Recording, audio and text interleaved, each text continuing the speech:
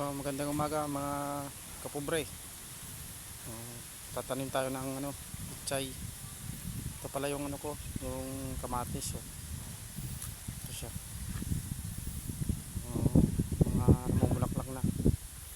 Ito iba, namumunga na to. Ito, doon.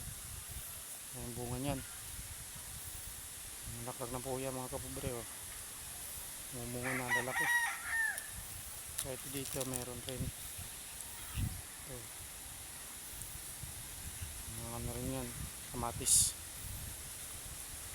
Saka doon meron yan, kamatis. Ito, talbos.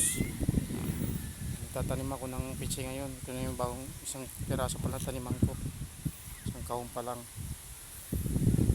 Ito yung punla, yung punla nya.